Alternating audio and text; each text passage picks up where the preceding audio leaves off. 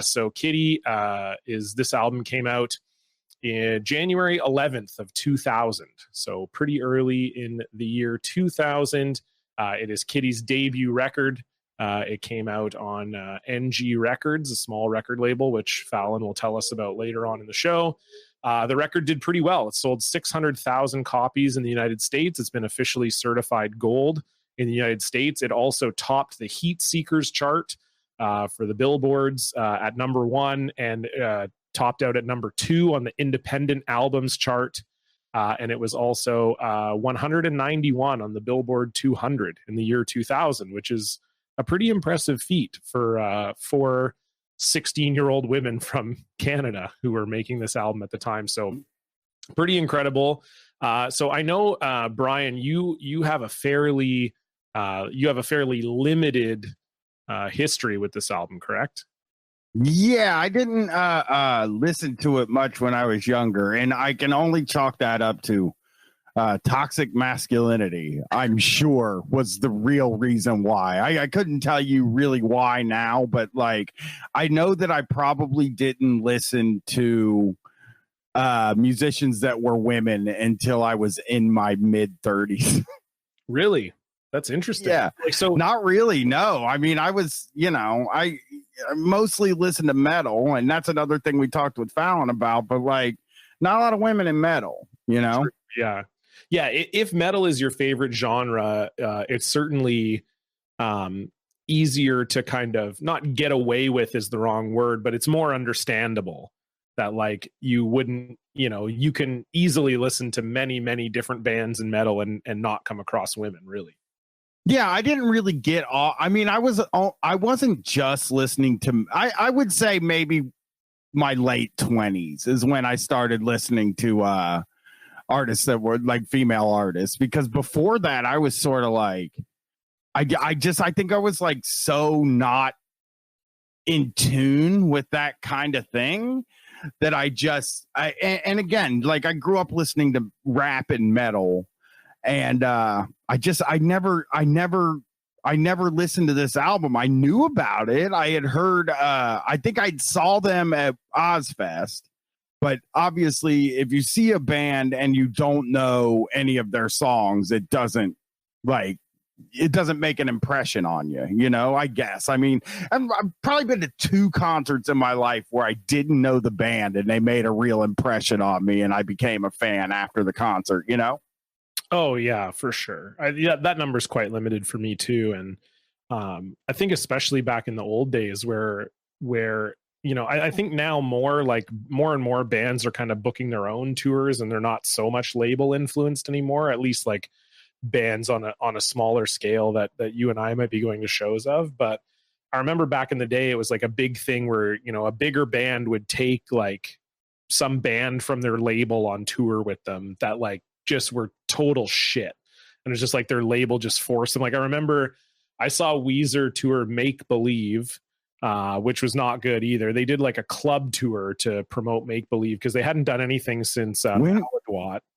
When was Make Believe? The goddamn, there was a period where Weezer wasn't making any albums and people were like, when's Weezer going to make another album? Now they have 75 albums. I know, it's crazy. There were 2 periods. They had the period in between Pinkerton and Green, which was like 4 years or 5 years.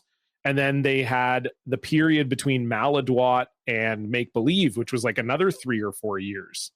That was the one where Rivers took a break to go to Harvard or Columbia or wherever it was he went. The one after Pinkerton, was that right? Or am I wrong? That's Green. So after Pinkerton, Rivers got like depressed because everybody hated Pinkerton. And so then idiots. Like that's their only good album. Yeah. It's so good. Yeah. But he just like fucked off and he like couldn't handle it. He did go to school at that time, but like that wasn't the express reason why Weezer was not making music. And then after Maladwat, because they put out Green and then Maladwat came out the next year, I think. So those were like right away. Those came out. And then and then they just took like another 4 years off so he could finish his degree that he had started before the Green album. So they came back to Make Believe and they did a club tour and they played in Vancouver, and I was so excited to see them. The show wasn't that great, this long story, all it's leading up to is that this band opened called Ringside, that no one has ever heard of before or since, but they were just like another band on the Geffen record label. And it was clear that they were just like, whoa, shit, Weezer, they're doing a Weezer comeback tour. We'll throw this band on with them. And they were so fucking bad, Bryan. It was crazy. Yeah, I've seen a few like that. I mean, the two that I can remember seeing and really making me a fan was, I saw Limp Bizkit very early before they released $3 Bill Y'all, and I became a big fan of that. Right. And them, obviously. And Sheer Mag, I saw. Somebody from Sheer Mag was a fan of the show, and they asked us to come out when they were playing Columbus and put us on the list and shit, and we came out, and that band blew me the fuck away. They're so good. If you've never heard Sheer Mag, hear them. Sweet. Yeah, for sure. I'm trying to think, like, for me, Warped Tour introduced me to a few bands, because I was like totally the type of kid that like got to Warped Tour before bands even started playing. Like, I'd get there at like 11 a.m. when the doors open, and I would stay there all day, and I just loved it. And I would say that like the Early November is a band I discovered from Warped Tour that I still love. Pardon me. But like, yeah, maybe Glassjaw too. Didn't really hear till Warped. I don't really remember, but there was a few Warped Tour bands. But as far as like bands that opened and like really blew me away, I don't know that there are a whole lot, really. I saw this band called Autolux once that was really, really good. I just went to their show randomly. They were opening for this other band called Ambulance, and they were really good. But that's Autolux and Ambulance. Yeah, it was like Ambulance Limited, I think. But they were called Ambulance. Then they got like sued or something because another band was called Ambulance. So then they changed their name to Ambulance Limited. But they stylize it as like LTD, Ambulance LTD. They were like fine. They were just kind of like indie. Autolux was pretty badass though. They had it's funny that we're talking about Kittie this week, because they actually had an amazing woman who drummed for Autolux, and she was incredible. Carla Agar or Azar is her name. I just like the idea of it's like Carla's playing for the band, just one name, just Carla. Yeah, she has one name and it's Carla. But yeah, she was incredible. But like I will say that I did have a story. My brother went to Kings Island and Kittie was there, and he stood in line behind him and didn't bother them and was very nervous. My brother was a little more open and probably listened to the album. But no, this is the first time I'm really listening to this. It's interesting. Like it's funny because I can imagine you coming up in the Midwest and listening to all these new metal bands. Like I could imagine a band of women seeming like not intimidating, but you would just kind of be like, yeah, okay, whatever. Like I don't need to hear that or whatever. But for me, it was different because they're Canadian. So, I think I've talked on the show before, like in Canada, we have this thing called the CRTC, the Canadian Radio and Telecommunications Corporation. And they insist that all Canadian radio and TV, like music TV channels, like we had Much Music back in the day, they insisted that all those channels have like a certain percentage of Canadian content. So if there's like a good Canadian band, then they get like just shoved down your throat. And sometimes that's good. And in this case, it was good because this would have been, the height of Korn and Limp Bizkit and whatever. So the idea that there was not only a Canadian nu metal band that was sweet, but then that they also had the additional sweetness factor of being an all-female group. Kittie, the two singles off this record, Charlotte and Brackish, got played all the time on Much Music. And that was when I fell in love with them. And I was a huge fan of this record when it first came out, just massive. I remember I'm not like a song on repeat kind of guy. I'm like, if I hear a song once in a day, that's good enough for me. I don't need to hear it again. I've never understood people who are like, oh, I love this song. I just put it on repeat and I listen to it 20 times in a row, or like that has never happened with me. But I would say in my life, like one of the maybe 10 songs that was like a repeat song for me was Brackish. I just love the chorus of the song so much. It's funny that we had Fallon on the show. Like her part in that chorus is so fucking good. Yeah. And like it just, I can remember like listening to that song on repeat and just getting fired up. Like it's just such a hard hitting chorus and song. It's so fucking badass. Like I think that's the part of the album that's when it really, I mean, like the whole thing grabs me because truthfully, it sounds like something it sounds like if anybody asked me what nu metal was, I think I would almost rather give them this than the Corns or the Limp Biscuits or anything like that. This really does everything and does it all well. Yeah. I think the thing too that might stand out with this album in terms of something like that, where someone's like, hey, show me a good nu metal record. I think like Korn and Limp Bizkit or Linkin Park or whoever, I feel like they sound like what people think nu metal is, you know? Like I think that people have this preconceived notion of what nu metal sounds like because they've heard like 3 nu metal songs ever. So if you played them any like Korn or Limp Bizkit or whatever, they would just be like, okay, yeah. They would just dismiss it. They'd be like, yeah, this is what nu metal sounds like. I don't give a shit about it. Whereas like I think Kittie has like a kind of X factor that would make people go, oh shit, okay, nu metal was also this. It's similar to when you play people the Deftones. You know, if people don't know Deftones and then you're like, well, this is nu metal. And then they listen to it and they're like, well, wait, this isn't nu metal. And it's like, okay, well, because you heard break stuff, you think you know what nu metal is. Like it was a bunch of different things. And I feel like what Kittie is doing is different from nu metal, but still nu metal in a way where it might be, pardon me, something that you could show people where they would be like, oh shit, nu metal is fucking cool. Well, and it's also, there's something really cool about it because like it's more than all of the other nu metal albums. I can't think of very many of them. This is an evil album, like, which is like nu metal, like really consciously kind of ran from that kind of thing where like, you know, I'm reading this oral history of metal and I'm in the nu metal chapter now. And there's a little piece in there about Stained that their demo album had a picture of a Bible with a knife through it and it was bleeding. And Fred Durst wouldn't listen to it. Like he was pissed off and offended by it because he, you know, I guess he's Christian or not Christian, just nervous, you know, back in the day, like redneck type, because we rolled a joint with Bible paper once. And a lot of my friends were like, well, I'm not fucking with that, dude. That's not cool. You know, yeah. So like sometimes you'll just hit that spot with people and it'll freak them out. But this album, like the album art, the album cover looks a little bit evil and the songs sound a little bit more evil and it just fucking kicks ass. Like it might just be what's going on with me now because like I'm really into evil music, but they definitely took some like Nine Inch Nails, Marilyn Manson, kind of that kind of stuff too, as part of their influence here. Yeah, I mean, I think I talked about this with Fallon a little bit, you know, which you'll hear later in the show. So I won't harp on it too much here. But, you know, I've talked on the show before about nu metal scaring me. And I think like as a 14-year-old boy, there was something about this like raw energy coming from women that scared me. And I don't mean that in a like toxic masculinity type of way. I just mean it in like I was a pretty conservative, shy kid, especially when it came to sex. And to me, this album felt like I knew that it was confronting difficult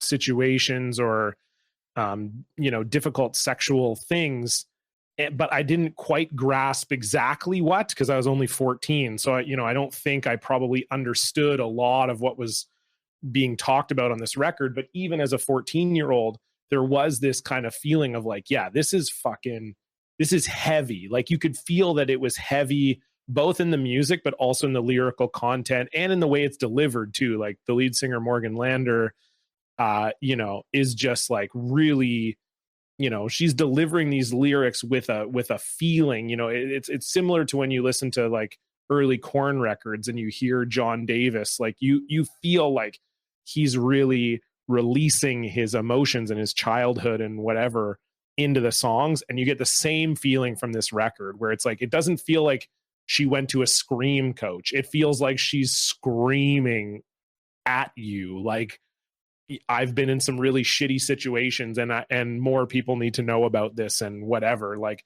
they're speaking truth in a way that probably didn't exist a whole lot in 2000.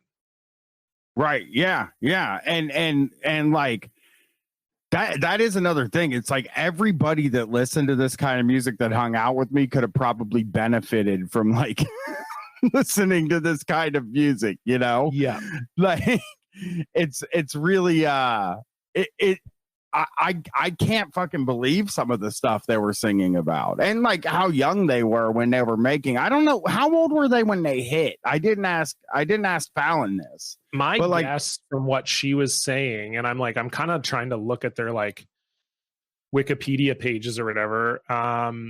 So Fallon was born in 83. So this record would have came out when she was not quite 17 yet. So she would have been 16 when they were recording it and when it came out. Or she would have been 15 when they started recording it. Because it says they recorded it in the summer of 99. So she would have turned 16 just after they recorded it and when it came out. So I mean, that's pretty insane. Yeah, yeah. And I mean, there weren't like, I mean, I'm trying to think of a lot of acts that are I'm trying to think of a lot of acts that are women who sing about this kind of stuff that were around at that time. And like all that really pops up in my mind is like Fiona Apple was very open back then and sang about like, this sort of thing. Yeah, like Liz Phair, Tori Amos, PJ Harvey, I would guess would have maybe been some influences, but Fallon also talks about how they listen to like just a lot of metal. So like Morgan would have been a little older. So Fallon is the same age as Mercedes, who's the drummer. And then Morgan is her older sister. So I'm guessing Morgan was probably 18 when they were doing this. So, I mean, still not old, but like maybe a little older where she would have, you know, encountered some of the sexism and all that. I mean, well, obviously they likely would have all encountered it before then. But Jesus, you know, it was probably terrible. Like being on tour or like being at Ozfest and stuff like that is like, fuck, dude. I know. I tried not to ask Fallon about that because I was like, you know, she probably just gets asked about that all the time about like being like a 17-year-old girl on tour with those bands. I mean, we talked about it with her a little bit, but I try not to get too far into it. But yeah, I mean, I can't even imagine it. And so the fact that she was kind of singing about these things probably before worse things happened too, right? Like you can only imagine once they went on tour, it got even worse, right? Yeah, absolutely. Absolutely. It's got to be weird. I mean, she does have a story when we talk that you'll hear about touring with Disturbed, which it is fucking badass that Disturbed open for them, you know? Yeah. Totally. Fuck Disturbed. But yeah. Mercedes Lander is a realtor now, which I think is somebody sent me her picture for her real estate agency. And it was it looks so crazy to think like, I mean, I would use the Kittie. Like, here's the thing. It's like I would spend the rest of my life like just chasing the money from the time that I was in a band, you know? Like I think about when you were talking about Weezer and Rivers Cuomo going to you talked about Rivers Cuomo going to college. I was like, I would fucking never learn a single thing after I got famous.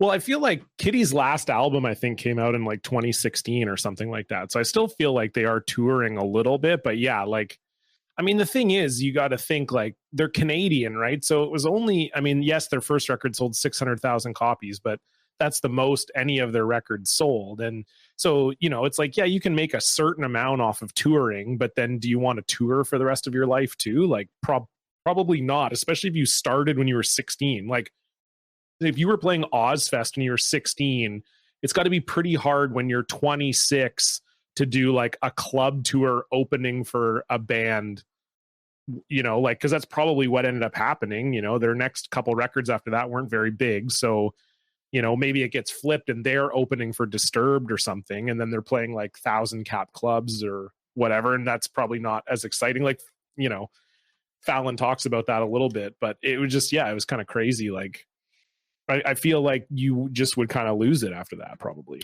Right. I read up on like like they're at the end of the touring cycle with Spit. They were about to go on tour with Pantera, which I think is just that would have been an insane tour. Like they would have been playing arenas at that. But I mean, I guess they had already done amphitheaters. I think it's like incredible that these young women were able to pull this off. Like it seems, I can't imagine that it didn't seem like an insurmountable task, because I just think about even when starting Street Fight, like I never ever in those early days thought I would make a living doing this. Like I just was like, no, it's impossible, it's not gonna fucking happen, you know. And I guess maybe in Canada there is a little bit more of an opportunity in that, like they do have that CanCon thing. See, I know about Canadian content, you know.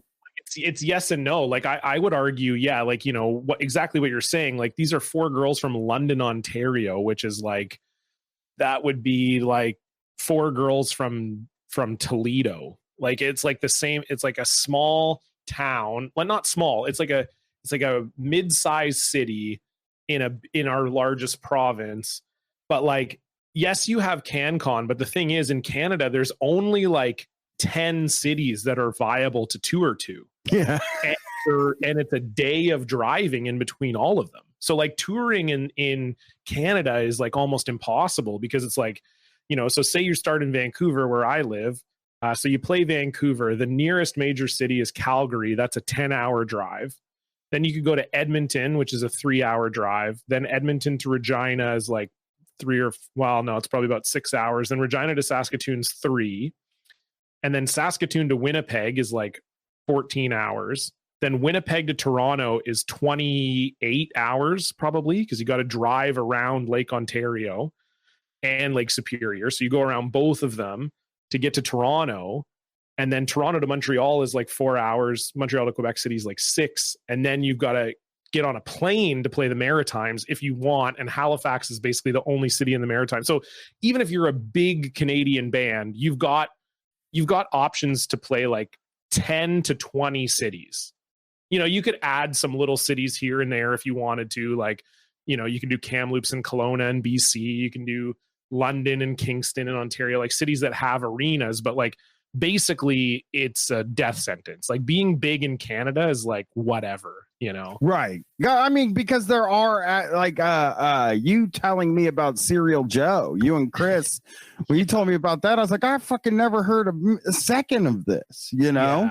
Yeah. I mean, being successful in Canada, I mean, obviously doesn't mean being successful in the States. You know, I think the Tragically Hip are a great example of that, you know, or Sloan. You know what's a bummer is being successful in the States doesn't really mean being successful in the States. Well, that too, yeah.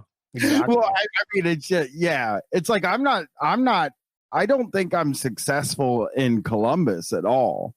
Like I would never feel like I'm like anything in Columbus. But and yeah, when I go to like New York and stuff, I'm like, hey, I'm successful. Hell, okay, just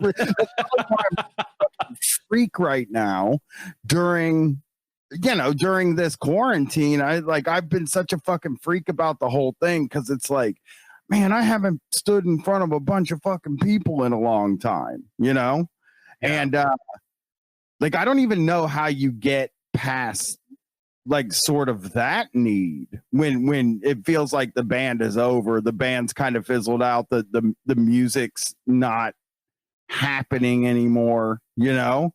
Like I think Fallon leaving the band is I should have talked to her a little bit more about it, but I do think her leaving the band was like such an incredibly brave move that I would have never been able to pull, and I would have been like, all right, let's just get together and make a shitty album. Yeah, let's do it. Let's ride this wave. Totally. Oh, totally. Yeah. Especially because it was like only a year later. Like Spit drops in January of 2000. They do like a year of hard touring. Pardon me. And then their second album, Oracle, comes out at the end of 2001. So like it's really like a year and a half of getting that touring time. Yeah. So the Oracle came out October 30th, 2001. So bad time to come out. I'll tell you that. Yeah, exactly. So it's so funny. It seems like so many of these albums came out right around 9/11, and you're like, we talk about 9/11 on this podcast more than podcasts that are about 9/11. It's so weird. It's so fucking weird because like it happened in that time. It was like the biggest thing that happened at that time, and it like had this this definite change in the world. And like, I have talked to I'm not, maybe we can get him on to talk about it eventually, but Matt Chrisman from Chapo has this like theory about like why metal sort of started to die after 9/11, because like the 90s and that year 2000 were like everything was good. Like we thought, we were at the end of history, everything was good, we had figured everything out as like a society, and then fucking 9/11 happened, and it was like I don't want to spend any more time in the darkness than I have to. Oh, totally. And I think too, like we've talked about this a lot on the show before, but when I was growing up and nu metal was big, like I was putting all of my problems into listening to this music, and I didn't have any problems. Like, so like I'm imagining in my mind that I've got this like absolutely shitty life, and like I have a great life, really, but there was something about the like suburban teen angst that like nu metal tapped into. And then once 9/11 happened, it was like, okay, well, actually my life is pretty good. Like I'm not going to war. I'm not going to Iraq. I'm not going to Afghanistan. I'm like still chilling in my suburban home. Like I don't have this reason to be angry anymore. Like I more have a reason to be grateful than anything else. And I think that's maybe what kind of like fucked it up for these nu metal bands. It's like they were kind of preying on that suburban angst energy, and they just weren't getting that anymore. And I think that's partly why too your theory that metal's making a comeback, I think, is because of that. Now it's like, I mean, obviously the pandemic and everything that's happening in the States right now is not good, but I think there is this sense of like there is now like real angst, and people are looking for a way to channel that now. It's like we've got climate change, we've got these other things happening, the pandemic, whatever, but we're not at war, so we don't need like war songs. So we need these other songs. We need something to like get out our angst about all this shit that's going on, and then now metal's back for us. Yeah. And it also is just that cycle too, because when you think of somebody that was 5 years old when this stuff, or not 5, maybe 8, 9, 10 years old when this stuff really hit, maybe 5. I don't know. They're old. I think a lot of kids' older siblings listen to this stuff. A lot of young adults, older siblings, 20 to 25-year-olds, and they just remember it as like this cool thing. They didn't see like the downfall because they weren't kind of paying attention to it. And like rock and roll just be like everything in the end becomes classic rock. There's no way to fucking stop it from happening. Like every band is in a march to classic rock. And I think Kittie is a fucking, they're a classic rock band. They sound great. They sound like of that time. Yeah. And this album perfectly encapsulates that time. Like when you play this, you feel like it's the year 2000 when you're listening to it. That's how I felt, at least. Like it really took me back. And it was like, damn, I have listened to, so many. It doesn't sound like anything, any of the other bands like, I can't say who it sounds like. I don't even think like, it's almost like a pre-Slipknot in a way, is as close as I can get to figuring out who this band was. They toured with Slipknot, so that makes sense. Like, I mean, they're heavy in tours was with Slipknot. Yeah, they're heavy in the same way, I think, as Slipknot. Yeah, and I think it's comparison. I think it's really cool that they're heavy in the same way as Slipknot, because like, you know, if women were going to be in this music, they had to be fucking heavy. They couldn't even rap probably, because people would have fucking thrown shit at them, because people were fucking horrible back then.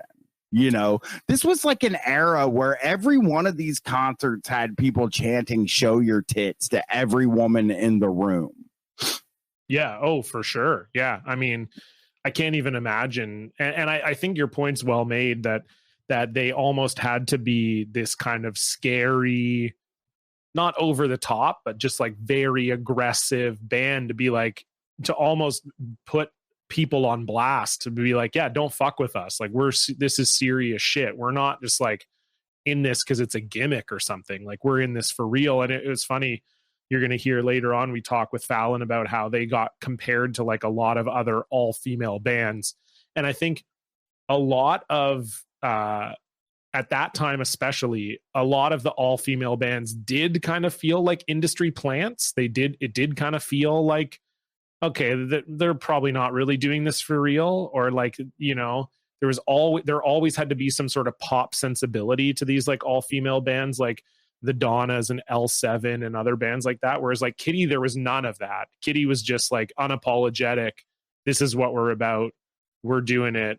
It's hard. And I love like the production on this record is so gritty and raw. Like I think it totally feels like a 2000s record where it just really hits you hard. You're like, holy shit, this is intense, you know? And the lyrics are so intense to match the production. Yeah, absolutely. I mean, it really, I really admire what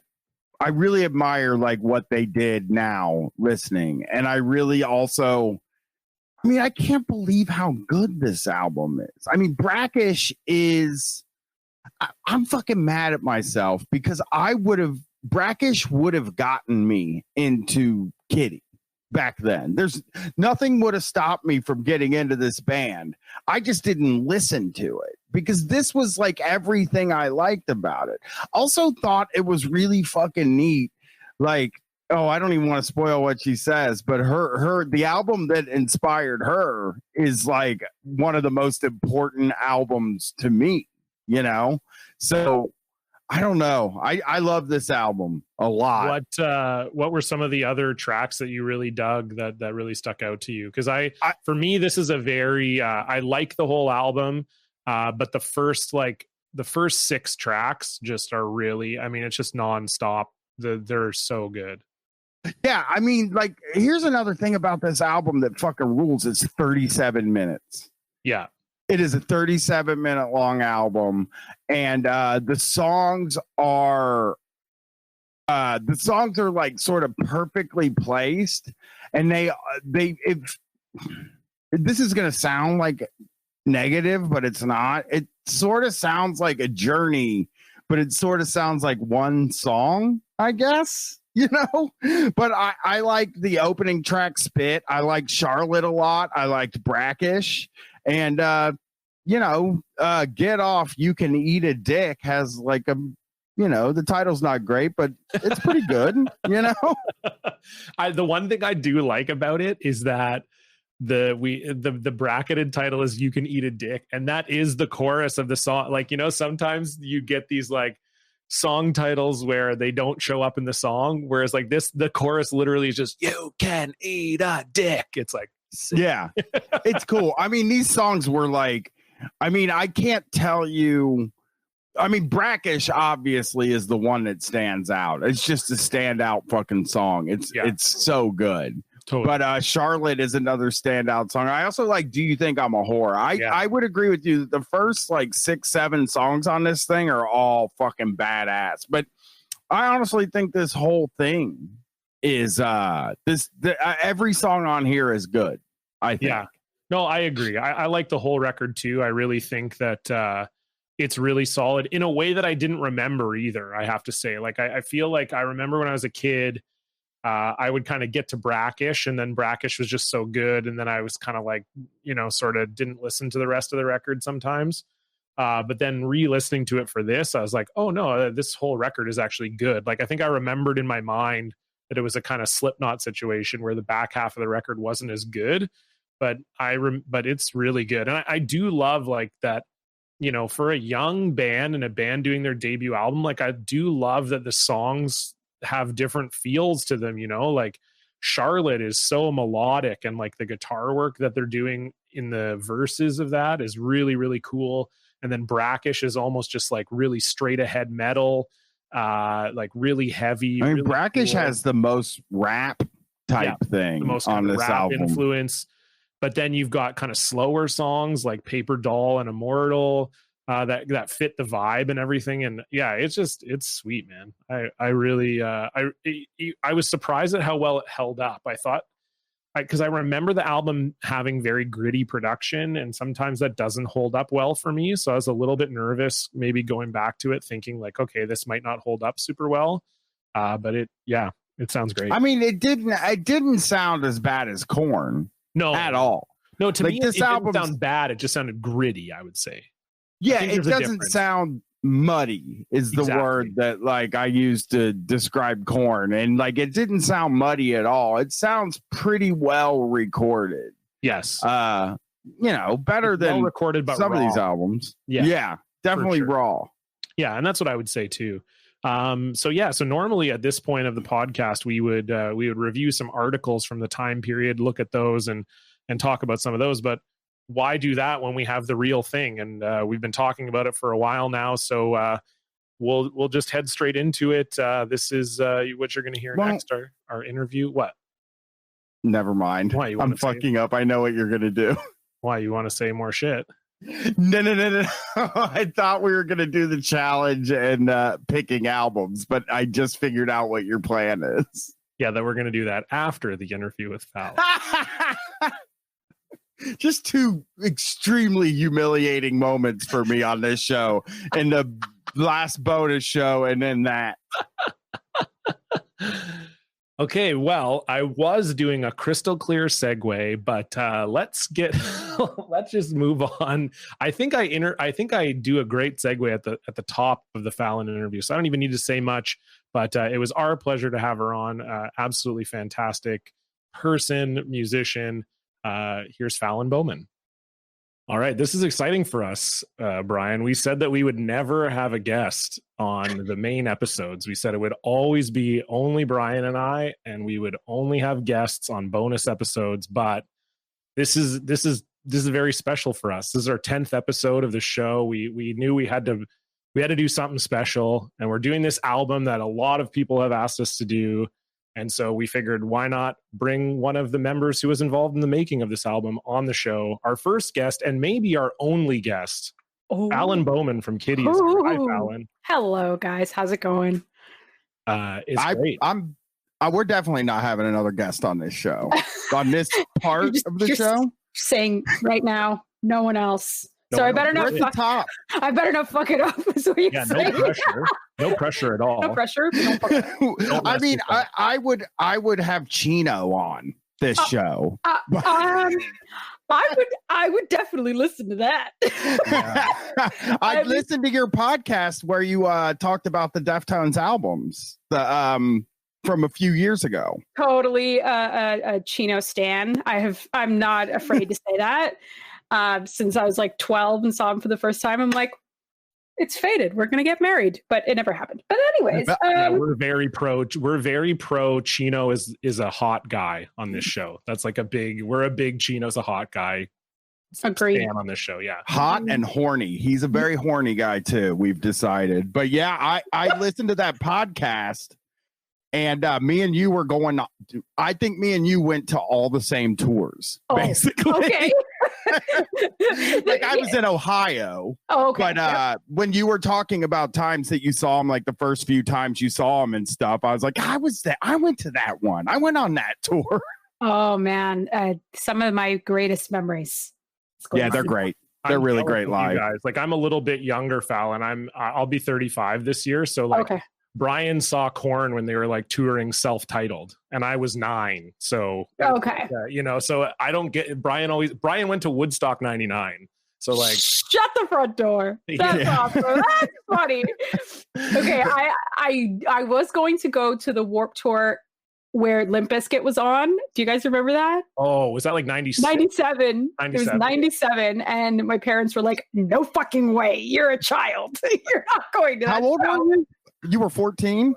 No, 97. I think it was 13. Okay. 13, My parents were really, because I'm 42. Okay. And my aunt was like, I'm going to take you to a Motley Crue concert when I was in 4th grade.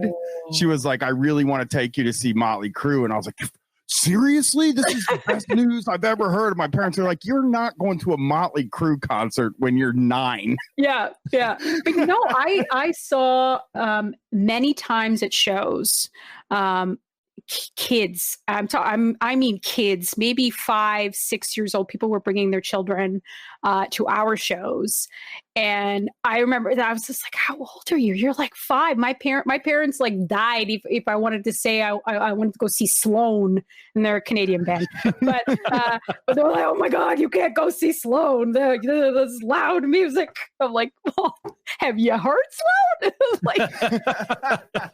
Well, it's funny. It is funny. One of the things that I thought about when I was listening to this album, because I didn't listen to it when it came out because I was an idiot.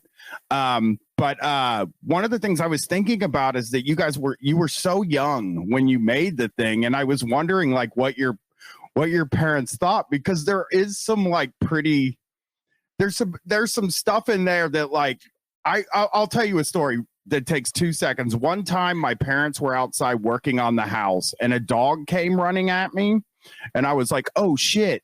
And my fucking stepmom turned around and started screaming at me. And she was like, did you just say shit? Oh, I guess you're so used to it. You say it all the time. And she was like mad at me about it. So I was like wondering like what they thought kind of about some of the subject matter on the albums. Funnily enough, my parents are very conservative people. And so a lot of the time I spent, I spent all of my time at the Landers, which is Morgan and Mercedes' house when we were kids, like 11, 12 years old. I spent all my time there. Her parents were not conservative at all. They were very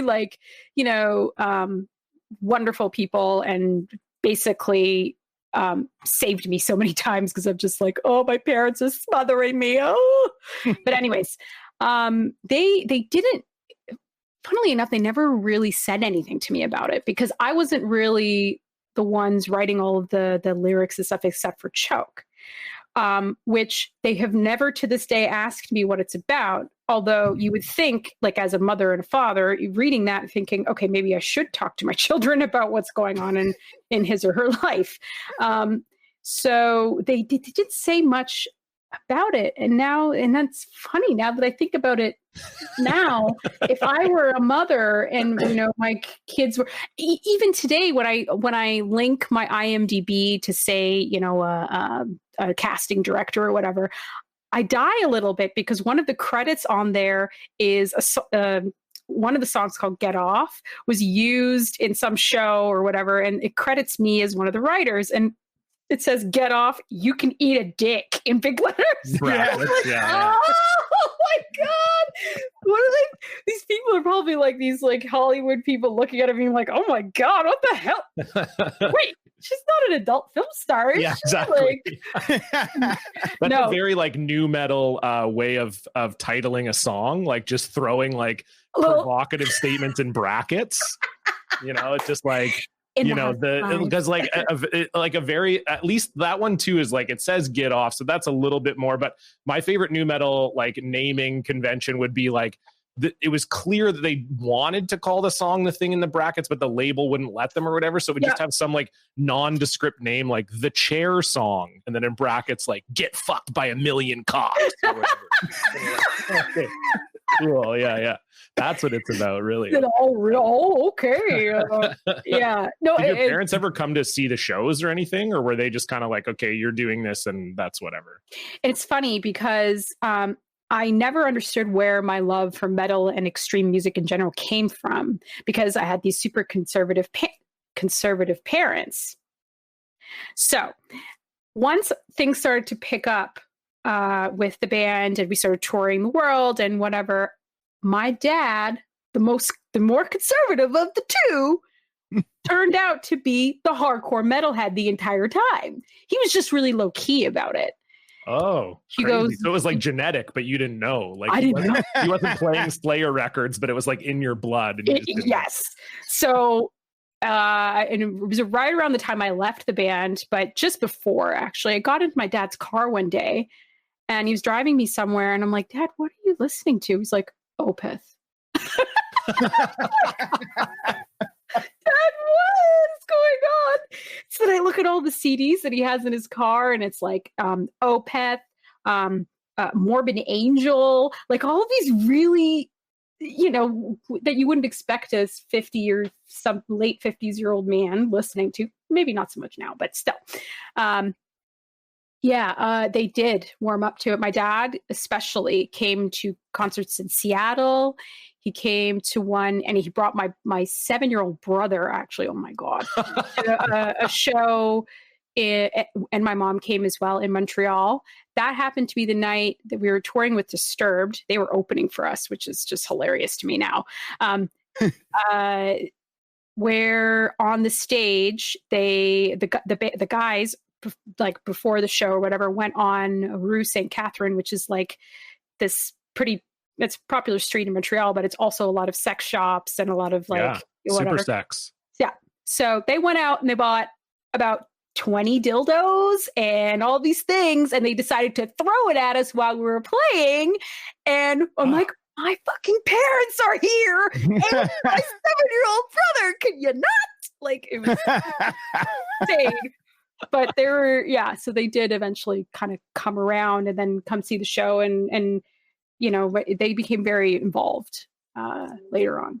So yeah, that's cool. That gives me like hope, because my parents keep asking if they could come to one of my live shows, and I don't tell them when they're happening. I don't like say anything to my parents until they're over, and then they're like, "Why didn't you tell us?" And I'm like, slipped my mind again. Oh, I'm so sorry. My parents haven't seen me do comedy too much. I think that's the problem. They they're really good. Like, I'm pretty clean, so they're cool now. But like when I started, I think like any comedian, when you start, you do a lot of dick jokes and stuff. Yep. And I think I remember when I started and my mom first came to the show, and I remember like I used to have this joke about like hand jobs, which is like every comedian has a joke about giving hand jobs when they start. It's like a rite of passage, True. And it's like whatever song was the first one you wrote on Spit, you probably hate the most. It's like the same thing. It's like, oh, that was the first joke I wrote, and like it got laughs, but it's so bad, and I'm like ashamed that it happened. And I remember my mom coming to the show, and the only thing I remember someone asked her about it, and I was there, and they're like, oh, how is it like to see him do comedy, and like he probably swears and stuff. And my mom just said, my mom's a very sweet lady. She's like, well, I can separate Johnny, my son, from Johnny the comedian. Oh, not a fan. Not a fan, John. And that's the thing though. She was a fan, but like she had to let like in my mom's mind, I'm still a virgin. Like she knows I'm not, but like that's just the way that for her, that's the way she prefers to think about life. Like people who have these relationships with their parents where they're like, oh yeah, like I told my mom I got fucked last night, or you're like, what? No. I don't understand those relationships at all. Same. My mom is just like, my mom's like, don't even tell me. Don't want to know. And it's the same relationship that we have now. I think I swore in front of my parents the first time in 2011. Nice. Wow. I mean, I was afraid to smoke in front of my parents for a long time. Yeah. But I mean, you can probably, I mean, that's surprising to me that you didn't swear in front of your parents until 2011, because when my show like took off, and like, it's my other podcast that I do, but like I talk about drugs on that all the time. It's like a main thing. And I was like, you know what? Fuck it. I can't hide it from them anymore. So I'm just going to, I now go over there and I talk to them about like doing LSD and stuff like that. They're pretty conservative types too. But I just sort of felt like you didn't feel that like freeing moment when it became such a big thing that you were able to just be like, well, they're going to find out. Fuck it. Who cares? No, I still don't. I still don't. Like, I mean, I have to be very careful, and I try to be anyways, when I do YouTube videos or interviews or anything. I still am very careful that I don't talk about some things. Like, I mean, there are some things that I do that I have told many times. Like the first time I told the story about getting super drunk with Phil and Selmo. First of all, super illegal at the time because I was 16. So yeah, like I don't know what's the drinking age in Florida? It's still 21, right? 21. It's 21 everywhere. Okay. So yeah, very, very much legal. But the fact that it was like a 40-year-old man that was giving me alcohol is also not a good and the thing. lead either. singer of a very famous metal band. Yeah, but you know, I have to be very careful, and I censor myself a lot. But that was the one time where I'm like, maybe I shouldn't have told that story. But so we had Keith Buckley from Every Time I Die on here a while ago. We talked about Ozfest, and I know you played Ozfest. Like, what was that experience like for you? Like traveling high school circus. Does that make sense? Like, I mean, a bunch of really immature people, and it doesn't matter how old you are and whatever, like how old you are really, but it was just traveling high school. So much fun, drama, lots of drama, good stuff, good drama. But like probably the best tour ever, and it'll probably remain the best tour I will ever do in my life. But that's okay. That's great. If I can go on a high point, then everything else is downhill from there. That's right. I mean, meeting. Sorry, go ahead, Brian. I'm sorry. Well, I mean, meeting. I don't remember who was on the year you guys did it, but when when he was talking about getting to meet he said that it was sort of segregated between the second stage acts and the first stage acts, but that it was just kind of, he got to meet so many people that that seemed huge. Like there's no possible way that he would have ever met. And you were on there with Slayer and Tool. So it just feels like you're on there with legends. That year, 2000 was an amazing year because a lot of great bands had records that came out that year. As you know, Pantera was on that tour with us, hence the drinking story. And on the main stage, it was Ozzy, obviously. Queens of the Stone Age, who I never saw. I was like, are they even on this tour? They just magically appeared on stage when it was their set time. And then disappeared, which is also quite normal. A lot of bands are very like you're saying, segregate from the other people. Right. From the plebs on the second and third stages. But Soulfly was on that tour, he opened for them. And that Max Cavalera is he's a big top guy for me. Oh man, that was an experience because I was a huge Soulfly fan. But then so then there was Incubus was also there. Hell yeah. Who else? I actually have the book somewhere. They gave this promotional book to all the bands, and of course I'm a hoarder. I literally have kept everything. It's just sweet though. To Bryan and I, that's the coolest thing you could say. We're just huge. We kind of started this podcast because we both we recognize that new metal is kind of dumb, but we both also unironically love it. There's not we do still both regularly listen to new metal and we love it. So this is not out of the realm for us. The idea that you have these new metal artifacts is very cool to us too. Sorry, go ahead. I mean, I like Korn's newest album. I listen to Korn's newest album semi-regularly still. It is funny because those records for me, the ones that I was listening to, say from 95 to 2001-esque, are frozen in time for me. Nothing can touch them in terms of how they make me feel, in terms of what place it brings you to when you listen to it. And there has not been, with the exception of Diamond Eyes, say a prayer for Diamond Eyes. Beautiful record. Just perfection. Has made me feel like that since. Like I can wait. $3 bill, y'all. I haven't listened to since 2000, and that's understandable. But like, I mean, there's still a few bangers on there. Like, yeah, but like mainly because of what's his name, the guitar player, Wes Borland. He's amazing. He's like, oh my god, I love that man. We talk about that on the show. His riffs, like no one has done nu metal riffs better than him. It's insane how many like good riffs he just pulled out. So incredible. But like Taproot's record. Yeah. I like both of Taproot's Love records. that. See, the first one or the second one? Gift or what was the second one? Gift. Okay. I liked the one after that better. I can't remember what it was called. It was when Taproot just basically was like, yeah, we're gonna do this, but like way softer on their second record, which I liked. I don't remember. Welcome. Welcome. Yeah, there you go. Loved that. Yeah, I mean, like, you know what I'm saying though? Like those records can never be touched for you because it was they came out in a formative period for for us, and so they're untouchable in my opinion. No, I think that like it's cool. Like I wanted to ask you about that because I think I agree with you for sure. Like, and that's the thing. Like, I think people sometimes make fun of me or us for being like, well, Olympus gets so dumb or whatever, and it's like, yeah, but when I'm listening to it, I feel 13 and it wasn't dumb when I was 13. Exactly. So it doesn't matter, But was that something like, so you obviously listened to a lot of those records at the time. Like, is that when you guys set out to make Spit, was that like what you were shooting for? Like you wanted to be like a nu metal record that kind of fit in with those, or what, like, did you have a sound in mind when you started?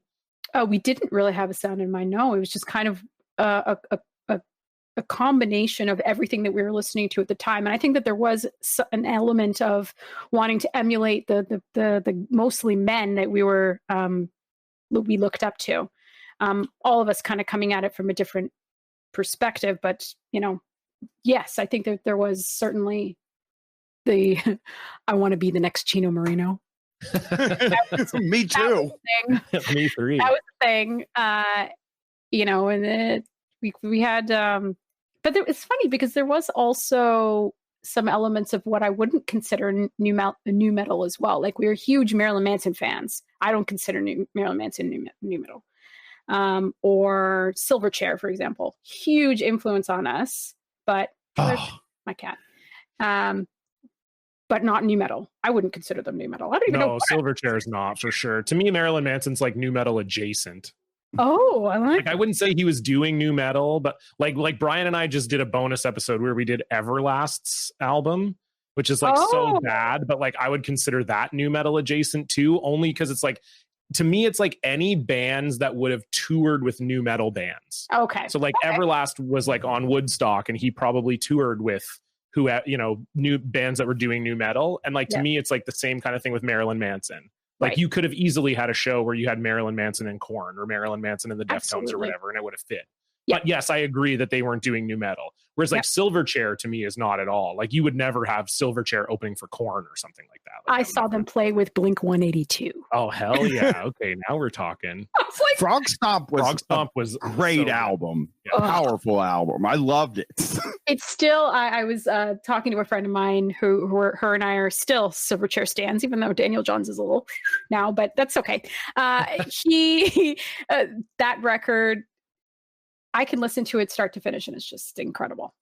Just considering that they were about the same age. Well, no, they're a little bit older than us, but about the same age. And we were like, oh, we're going to tour with them one day because we're both more or less the same age. It never happened, but whatever. I mean, Daniel Johns he's I would also put him in our pantheon of hot guys. For sure. Agreed. Yeah.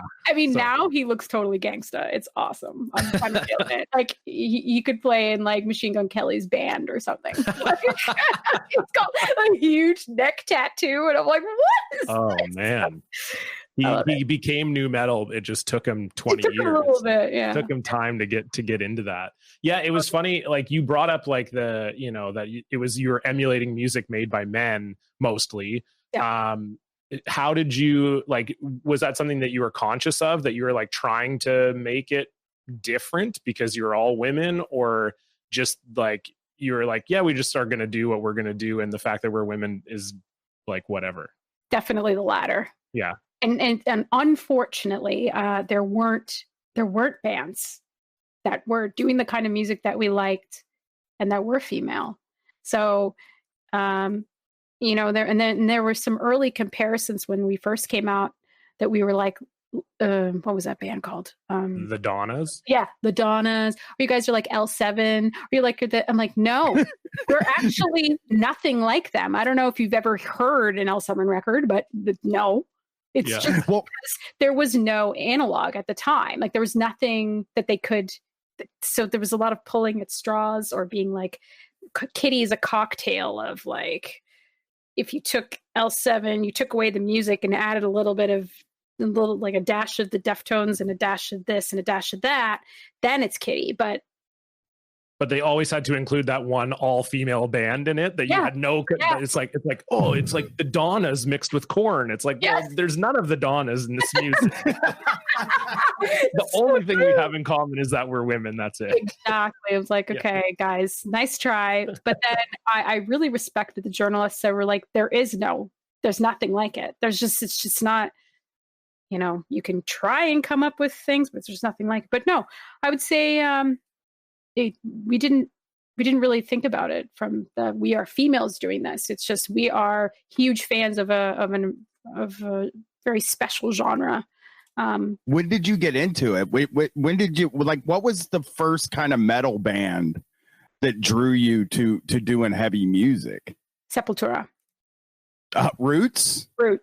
Yes, I love that album. I actually had tickets to see them touring for that album, but it was right when Max left. Like he left while I was holding the tickets. No. Yeah. Yeah, I still remember those tickets. But yeah. Those tickets were $13.75. Like I still even just remember how much they cost. It was such it killed me because like Roots was like a really, really important album to me because it did feel like I had been listening to Korn and I had found the Deftones very early on. And like, there weren't a lot of band like in 1995 and like to 1997, there weren't a lot of these bands. You were like kind of listening to like, if you were like a fan of this kind of music, there were like 4 bands. Yes. And you were like, had to go back and forth. Yeah. And like, I think in like 94 and 95, I was listening to pretty much exclusively grunge. So your Nirvanas, I was a huge fan of Mudhoney, Sonic Youth, like all of those bands. I was listening to pretty much exclusively that, and Hole too, very much Hole. But, then when I met Mercedes, who happened to have this really super cool sister who was into your Korns, your Deftones, and then she puts on this record, and it wasn't a record, it was CD, but still, puts on this record, and I'm like, what the fuck kind of music is this? This is great. And it scared me. It did. It scared me at first. Yes. But fucking hell, it still remains one of my top, I would say top 10 ever. I will say, so I've talked on this show many times about how this music scared me. Bryan is 8 years older than me. I thought you were a little older than me too, but you and I are basically the same age, Fallon. But I was like, because I didn't realize you were so young, basically. That's the only reason. I was like, oh shit, okay, you were like my age, but doing this is sick. I went to high school with Serial Joe. So I know a little bit about Canadian bands doing well when they're young. It's all a mistake. It is. How long will it take? It's a question we've been pondering for most of our adult lives. I went to a party with a singer once. Oh, Ryan Dennis, what a loser! Was the singer? I can't remember, but people were all like, "No, he's not a loser. He's fine enough." But but I was gonna say, like, I've talked on this show, like, nu metal definitely scared the shit out of me. No question. And I have to admit, this record in particular scared me a lot as well. Not that I thought that any of you were scary. It was more just like I came from a fairly conservative family. I was a pretty late bloomer as far as like sex goes. Mhm. So like the idea of like, oh, there's women doing this music. I think they're talking about sex. This is scary to me. I was like, I don't want to be confronted with this. I can't handle it. Yeah, it was like, it was weird because I think I always tried to hide like listening to new metal from my parents, because earlier on, like in the 94, 95, 96 range, I was like Weezer, Green Day, Blink-182, which are like fairly non-offensive. If your parents walk by and you're listening to that, I don't think they're like, what the hell, you know? Yeah. And when I got more into new metal, I remember like really trying to hide it from them. And there was just something about your band where I was like, I don't know if my parents are going to like me listening to this sex music made by women. Sex music made by women. I mean, like a lot of that record deals with things that should make people uncomfortable, I think. Oh, totally. And that's the thing, like listening back to it now, and I still, you know, I've been a fan of that record forever and I've never stopped listening to it, but like listening to it again for this pod, I was like, wow, like I probably just didn't even understand half of it. Like I just thought I was 14. I thought it was about something a lot different than it was. And now I'm like, oh, wow. Okay. Yeah. They're really like speaking some truth to power here in a cool way that I'm sure like you must have heard a lot from female fans that really that kind of stuff must have resonated with them. Totally. I did. And I still do. From so weird. There's been this weird resurgence of people, 16, 17, 18-year-olds who found me or found the band and being like, yo, Spit is fucking amazing, because it speaks a lot of truth to me. And this record is 20-ish years old, but it still resonates with them today. And I even had that moment myself when I was like practicing we had a reunion show in 2017, practicing for it because I literally hadn't played any of those songs in like 17 years or something like that, something crazy like that. So I was like, okay, well, we're getting back into this. And then I'm just like listening to the lyrics again with fresh ears almost. And I'm like, shit, this still holds up, man. It still holds up. So yeah, it does. Well, here's the thing. Here's why there's a resurgence. I feel that 2020 is the year of metal. It's like this is the metal resurgence year, and also like a lot of like there was like a real run of a lot of younger rappers talking about how they grew up with in the new metal era, like being kind of like into that stuff. And I think that like, you know, people have made fun of a lot of these albums, but in the end, like a lot of them still hold up. This album really, I mean, like I didn't hear it at the time, but like listening to it for the first time, like 6 times in 2 days, it blew me away. Like it didn't sound like any of the other bands, but it felt like it was part of the genre of music. And that's like, I feel like that's such a hard thing to do. Like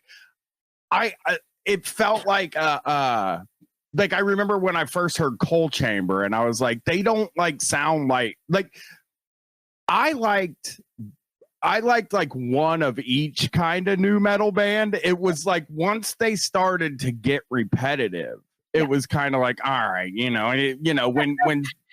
when Saliva sounds just like Limp Bizkit, you're just kind of like, well, I already got Limp Bizkit. But this album, I mean, this is, I think, one of the best ones we've reviewed so far. Oh. And it's so aggressive and so cool. And I don't know. I just wanted to tell you it's really great. I have a daughter too, and I'm going to make her listen to this. So I highly recommend that you do. I'm going to try. I recommend you do. It's also interesting too from me, like, obviously I'm a woman, but I'm also a woman of color too. So I get a lot of emails or messages from people who are people of color from especially women saying, when I heard your music for the first time and then I saw you, that also was like a reassurance that there are other women out there like me. I may be Black or I may be Hispanic or whatever, but I'm represented in some way, which is super cool. I got a message from one of the young rappers that you were talking about. Her name is Princess Nokia. Nice. I was literally going to bring her up. Yeah. That's and so sweet. Goes, I just want to say that you made me feel visible at a time where I didn't at all. That is sick. I was like, wow, okay, cool. I didn't know what to say. I was like so flabbergasted. And so, grateful. That's amazing. Well, I can imagine too, like probably part of the reason why people still reach out to you is that we're 20 years removed from the album and there still hasn't been a lot of all female groups doing this kind of music, or even female fronted groups doing this kind of music. Yeah. So like, I can imagine that too, of like, if you are, Princess Nokia released like a new metal-ish album, not that long ago, or maybe you listen to some of these SoundCloud rappers who are name checking Korn and Deftones and whatever. And so you're going back and listening to new metal. If you want something different, or you want a band that has women involved, like you guys are still kind of the only ones that did it. Like it's so weird that that just happens to be the way it is for whatever reason. I'm not sure why it is the way that is. I know it doesn't make any sense really, but I can't even really think of on one hand besides like Lacuna Coil. What was the other name of the? That's female fronted. Female fronted, yeah. Christina, I think was her name, right? Yeah. Back at the time, Nashville Pussy was female fronted. Yeah, I remember them. Yeah. They were crazy. And Snake River Conspiracy, do you remember them? And there was I do remember them. What was the other band? They hated us. Snake River Conspiracy. I don't know why. Oh, really? Tea. Okay, everybody, get your tea bags. Hey, this is what people want. They want to hear about the Snake River Conspiracy versus Kittie feud. Well, and let me say this. The P.O.D. cast is 100% on your side. But fuck Snake River Conspiracy is how I feel about them. It was so weird because it was sort of a passing comment from somebody I vividly remember this on the tour bus. They're like, oh, looks like Snake River Conspiracy talks shit about you and some da-da-da-da-da. And we're like, what? We're children and you're like a grown-ass woman. Like, what the hell is wrong with you? But anyway. And P.O.D. also, they didn't like us either. Here's the thing. Here's the thing we learned about P.O.D. They're kind of dumb. That's what we learned. We learned they're kind of dumb. You read interviews and you're like, interviews are one thing, but it's like you read enough and you watch enough. Like we always do preparation for these pods, and it's like you can, maybe I don't know them exactly, but like if I read 10 interviews and you come across as an idiot in all 10 of them, sometimes the shoe fits. You know? If the shoe fits, that's good.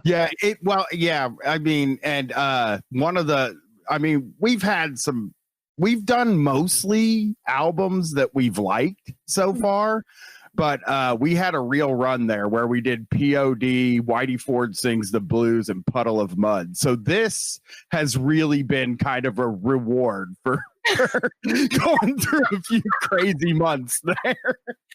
Oh man. Well, I feel like because Bryan didn't listen to this album when he was younger, and I'm Canadian, so like to me, like I discovered you guys from Much Music, like, that was like, which is probably a foreign experience for a lot of people who would have heard you from touring with other bands or, whatever. Whereas like for me, it was literally like I saw the Charlotte video on Much Music and I was like, oh, this is super cool. And I've never seen this before. And then, it just kind of went from there. Right. And I feel like Bryan not having listened to it was kind of like, oh, I don't really know much about Kittie. And I was like, listen, okay, we got to do this album because it kicks ass and they're also Canadian. And this is like my Canadian childhood. Okay. We have to bring them up. Don't get it twisted. Exactly. Don't get it twisted. This is my Toronto shit. Okay. I live in Vancouver now, but I grew up in Toronto. So, oh, cool. Okay. So I'm ready. I was like, we got to do this. And I was so pumped that Bryan liked it. He's like, which is great because I was That's very rewarding. Very rewarding. It is. Brackish is just the craziest fucking song. I'm like, really, nothing else sounds like it. And I feel like if an alien asked me to play new metal for them, I would probably just play them that song at this point. It's really a great song. Oh, thank you. It's strange because that was one of the first songs we ever wrote. And I think without we had a DJ play like this kind of rave beat over top of it. If you remove that from that song, it totally changed it, because we were like kind of like, oh, this song it needs something's missing. And so then when we got the DJ, I think his name is DJ Dan. Got DJ Dan in there, and so Canadian. Oh yeah, Hey, call DJ Dan. He's the guy. And we lived in London, Ontario. It wasn't even like Toronto, or I'm sure there were, but he did an amazing job. He picked exactly what brought the song from like okay to like really fucking awesome. So yeah, it was the song that we worked the hardest on to kind of bring it up a notch, because just by itself it was okay. Right. But yeah. Well, I read some interviews that were talking about I think it was an interview with Morgan where she had said that you guys, like some of the songs that were on this record, you had written like 5 years prior or something like that. Like some of the songs are like crazy old. Yeah. How did you eventually decide like, okay, these are the songs that have to go on the record, or these don't, or did you rework them for the record? Like it sounds like you reworked Brackish for the record. So was it kind of like once you decided to record, you reworked a lot of it, or like what did that look like? Because I think most bands now, it's not usually 5 years or 6 years of sitting on songs before you release them. Totally. And it's funny because we didn't really, besides Brackish, we didn't really do much reworking. There were songs that, including that one, that were quite old. Excuse me. So we wanted to keep it as true to what we had envisioned previously as much as we could. And yeah, so there wasn't really much besides that one. We did have a couple of other ones that we scrapped. We thought, okay, no, this isn't going to work. One of them was one that I sung, and I really, really, I'm grateful to the new metal gods that it never resurfaced. Legitimately the worst fucking song ever, and they still make fun of me for it. So I remember how I said I wanted to be Chino. Well, hey, you learned that you couldn't be Chino. I'm definitely not Chino. And we had another like B-side that we did. That we thought, okay, maybe we'll put it on something. And I think it was released on a foreign. You know how like back in the day they'd have the foreign import. Yeah, the Japan. Yeah, the Japan release. Yeah. Whatever. And we did a cover of a Debrat song, and hell yeah, that was like. Morgan can spit rhymes, girl. Like she may be from Brampton, but she can spit rhymes. It's probably why she can spit rhymes, because she's from Brampton. she was so good, and it was so well done. But it just didn't really fit, because we didn't want a rap rock band, and those two songs were very rap rocky, obviously. But we wanted to keep more melodic, I think, and so yeah, we didn't really do too much change. That was a safe move. I think like even in like 99, 98, I mean, I guess you were writing them in 95, but like it did feel like some of the bands that were rapping were gonna maybe like not last as long as the other bands. Like I think it's really telling that the people that have stuck around and that people are still coming back to are like, you guys have a huge base of people that love you, because I've been yelled at because of the polls every month. And but like it's Korn and it's Deftones, and it's like these bands that they didn't. I mean, Deftones rapped occasionally, but it like even like on White Pony when they did Back to School, it was just like that. Even felt like they were like, fine, we'll do a rap song. So, well, the label literally made them do it, right? Like that. Yeah. So that's why, like, they're like, hey, that like kind of sort of rapping thing you do on Pink Maggot, maybe you could like make that into we could do like a school video. We'll put you guys in like a high school. People will love it. It'll be so sweet. Did they try to push you to rap, Fallon? Oh, no, our label was at the time very small. We were signed to a record label called NG Records. They had like maybe 5 or 6 bands of all from all walks of life. Like they had this band called LES Stitches, and they were like this gutter punk band, and they had Orange 9mm. They were very much like kind of Helmet-esque band with rap tendencies. Perfect. And that's so what I was always looking for. Helmet with rap. Orange 9mm is actually really good. They're fantastic, man. Yeah. I don't know if they're still going or what's going on with that, but anyways, they were very hands off, and so was Garth actually. And I at the time didn't realize just how fucking monumental having him as a producer was for us. Did he invite you out to his disc golf course? No. That might have been later after he recorded some more. Maybe he got more famous. He did Spine Shank after us. He did like this whole Strictly Diesel. Yeah, like a slew of other like new metal bands. Yeah, he very famously has his studio in North Vancouver here, and he has his own disc golf course on the property. So like, I don't even know what disc golf is. What is that? It's like you play golf but with frisbees. Oh my God. It's awesome.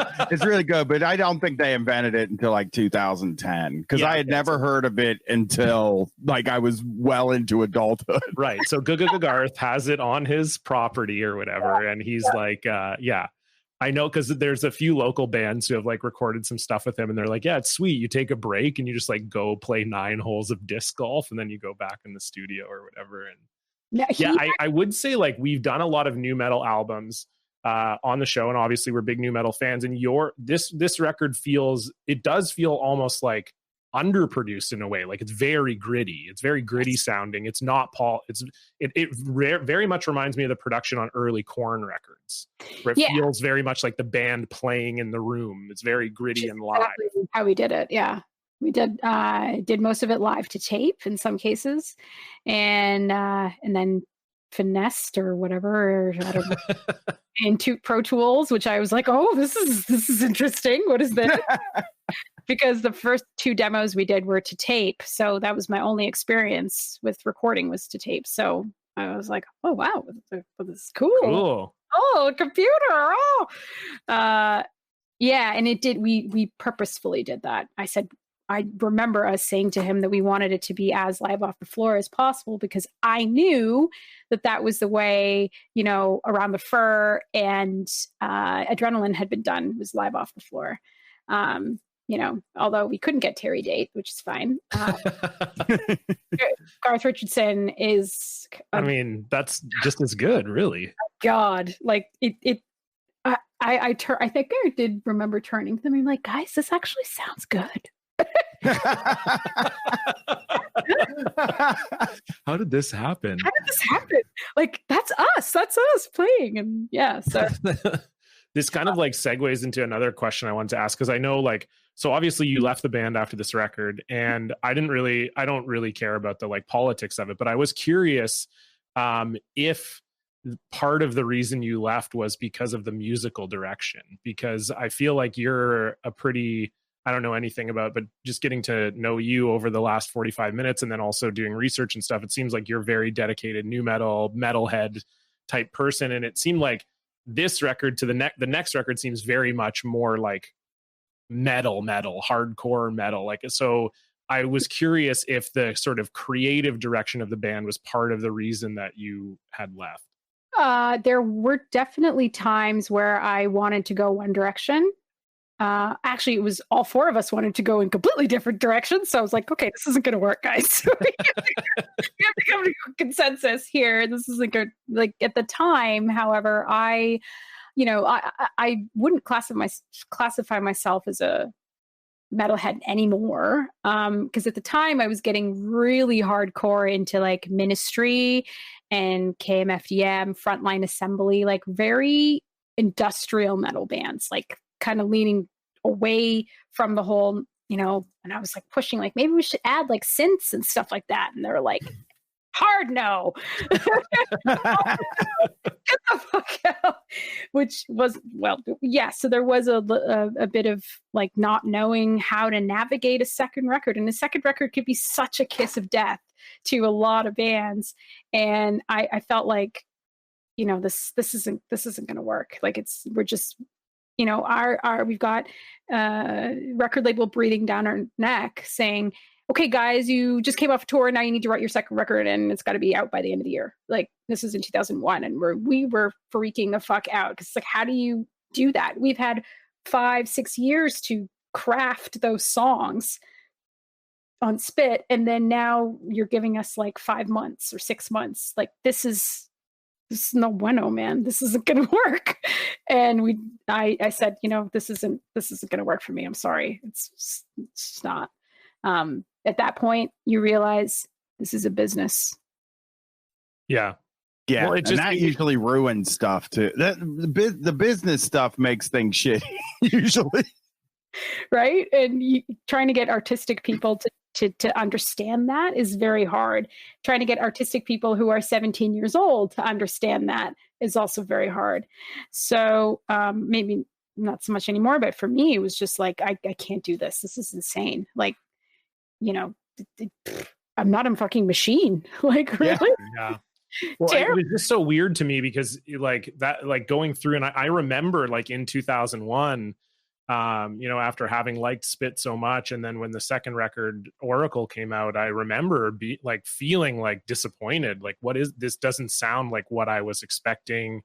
And so I just, it was curious to me. Like, I don't know of too many bands where the sound was so different after such a successful debut. Usually you have the debut record, and if the label's like especially forcing you to put it out, then you go, okay, well, we'll just kind of do what we did before and hopefully it works out. But it's like right away from the first track on the second record, you're like, oh, this is completely different. Yeah. Very glossy production, a lot more screaming, a lot more traditional metal. Like it's a very different sounding record. And I remember I was just like, immediately I was like, okay, well, I guess I'll just listen to Spit more, and that's you know. And I think also, you know, people often ask me, you know, how much of a hand did you have in Oracle? I'm like, 0, nothing. Like like I said, I couldn't force myself to do something that I didn't want to do. I'm like, I don't think that this is where we should go with it. I think there should be, you know, I wanted to go in my own way, and it was clearly not going to work. It's just right. So, but it's excuse me, I'm starting to lose my voice for some reason. That's okay. We're almost done. Listening to some of their later records, like there's some songs and CDs that I had not heard from them until I played with the what do you call it, the anniversary show, and I'm like, bitch, this bangs. This is fucking awesome. Like, oh, God. And Morgan's like, oh, thanks. She's like, you've never, she's like, okay, no, never mind. I'm not going to ask you why you haven't listened to your records. Like, I had no interest in listening to your music at all after I left. So, no offense, but you know, that's sort of the way it goes. But it became so, oh, wow. It just reminded me, some of their later stuff reminded me of the intensity that we captured on the first one. So I don't know about the middle records. I never listened to Oracle, so I have no idea, but yeah. Right. No, it was something that I thought about today. I was like, I wonder if that was part of the reason, just because it sounded so different. And great. Bryan, did you have anything else? No, I want to say I love the album. Thank you for doing this for us. Cheers. Well, thank you for having me on here. Talk about it. It's always good. It was fantastic. Before we go, is there anything you would like to plug?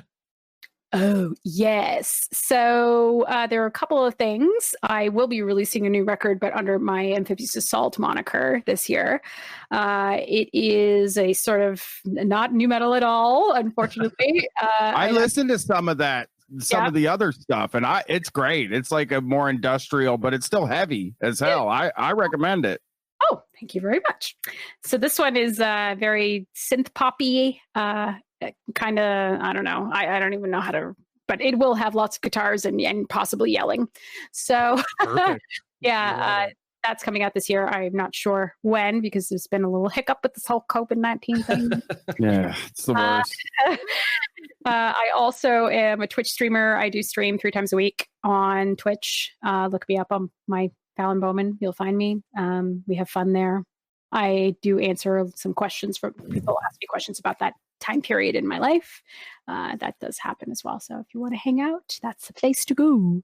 Awesome. Sweet. Well, thanks so much for doing this, Fallon. We really appreciate it. It was a blast. Guys. And I'll have to tune into one of your Twitch streams and bother you on there as well. Oh, you missed it because I sang.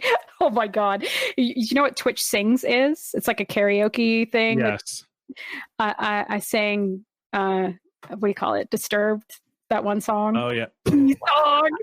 And like everybody in chat was like dying. They were like, is she going to do the beginning part? And I'm like, oh, I couldn't do it. I recently did a mini series on my other podcast about Kid Rock, and I did a video of myself singing Only God Knows Why. And it was like one of the most embarrassing things I've ever done in my entire career.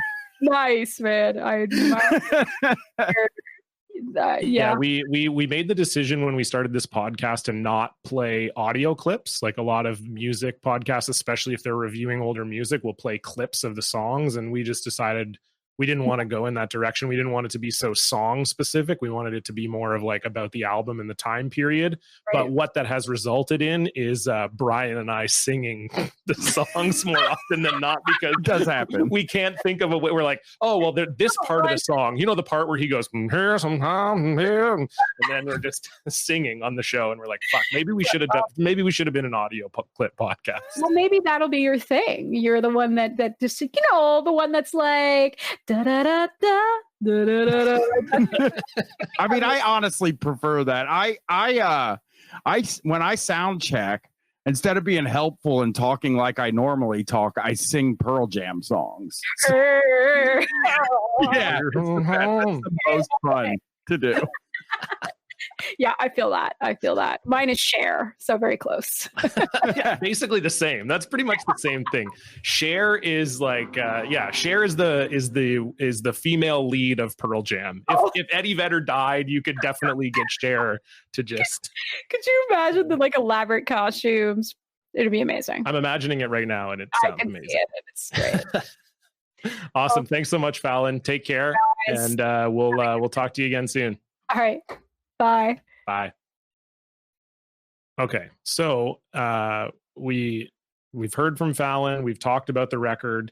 Before we get to the challenge, Bryan, what I want is I want you to give me a tweet defense score of this album. So if this is your first time listening to the pod, what we do to review the album, to give it, to put a little bow on it, we give it a tweet defense score, which means if someone were to tweet at you and say, hey, Kittie sucks, I hate this record, how many tweets would you go to defend this album, Bryan? 8 out of 10.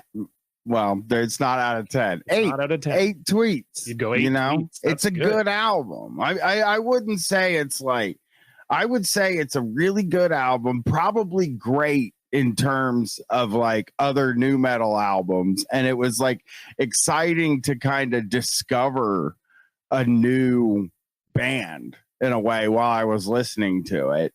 But like, no, 8 is a good score. I don't need to explain my fucking self to you 8's people. A great score. I'm going to step it up this episode because I feel like having Fallon on the show was such a treat. And I feel like that really it's always nice. So Fallon and I have a mutual friend, and that was kind of how we got set up with her. And it's really nice when you've been a fan of someone for a long time and then they're just like really cool and you have like a really fun time talking to them. And she just seems like super down to earth and awesome. So I loved that about her. I loved having her on the show. And I just feel protective of Kittie because they're Canadian, because they're part of my childhood, because they're just, I'm going to go 10. I would do 10 tweets. Okay, real quick, I want to take mine back. I want to do 11 tweets. I would do. You want to do 10.1 tweets? Just the littlest amount better that you can do. Was it because I was saying all the nice things about Fallon that you realized that you had to step it up? No, I just like to be the high man on these things. Okay, you can be the high Makes man. me look nice, you know? Yeah, you are nice. You are a very nice guy, Bryan. Of course. I try. But no, I mean, it's an 8. 8's great. 8's a B. I fucking barely got any B's when I was in school. That's true. And it's a solid B too. It's a B. It's B in a solid font. It's in there. It's locked in. It's not like flirting with a C plus. It's like it's a right B plus. It's like the teacher's fucking proud to be writing that B. Like, that's God absolutely damn. right. It's like when I used to get a B when I was in high school. They'd be like, God damn, Bryan, you got a B. That's Congratulations. You did so well. This is your version of an A plus. That's absolutely true.